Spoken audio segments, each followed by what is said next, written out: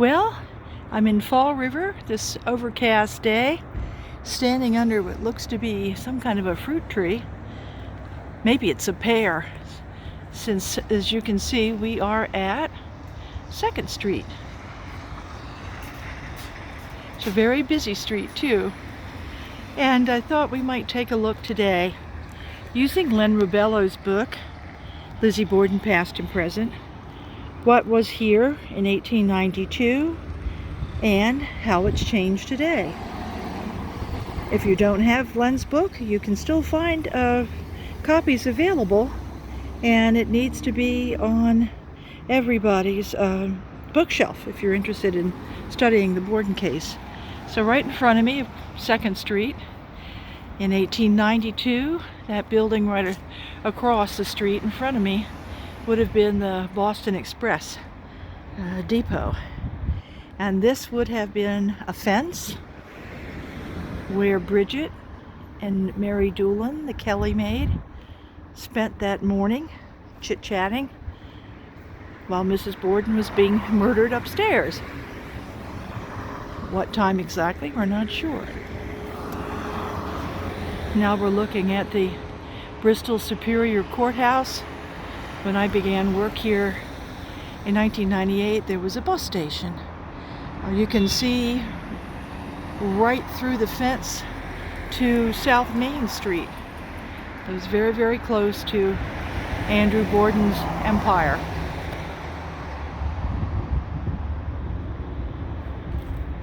Looking at the windows, this window actually is a false window, and this sort of thing was done for symmetry. On the lower floor, this would be on the staircase, this window.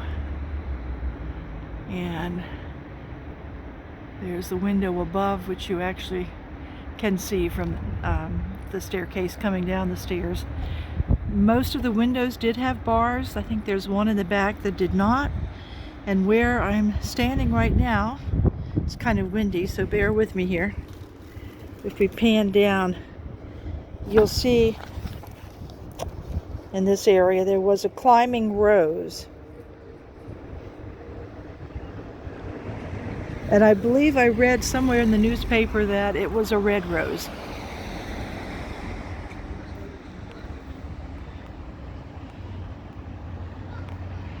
Here's the Kelly house. And now we're on the side lawn. Toward the back of the house, where this white vehicle is, there was a pergola or a grape arbor. And on the other side of the wall, and these walls were once part of the Leary Press, so those were left standing to make this parking lot. The Chapman Lot in Orchard would be directly behind the wall. You see a triangular, sort of rust-colored roof. That would have been the Chapman Lot in Orchard. And then off to the right, where that brown shingled house is, would have been Crow's Yard, and the Crow's Barn. You remember where the men were working out there on the morning of the murder, and about a year later a hatchet was found on the top of Crow's Barn. The backyard, if you'll recall, was full of pear trees, and looking back at Len's book, you see the pear trees are represented by little circles. We're going to take a look at where the old well used to be and where the clothing was buried behind the barn and was dug up a number of times.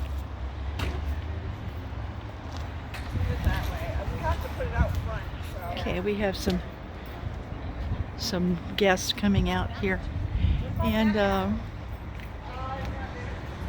actually Dr. Kelly built and lived in that house that's standing there.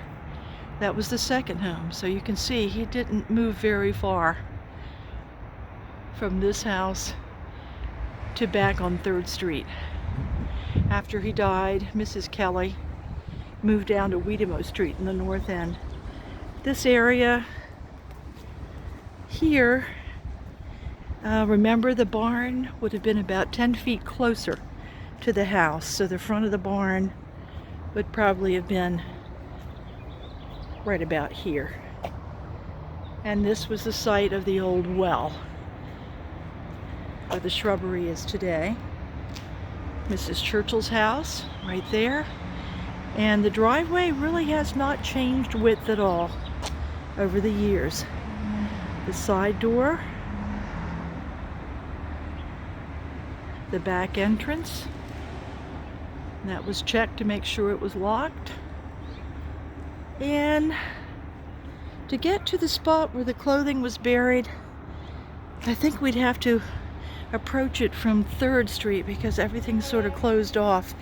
But it would have been behind the barn, in the corner.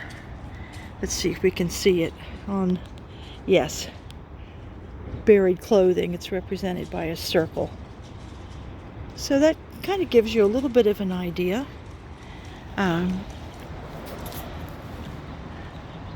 of what was there then and what's left now.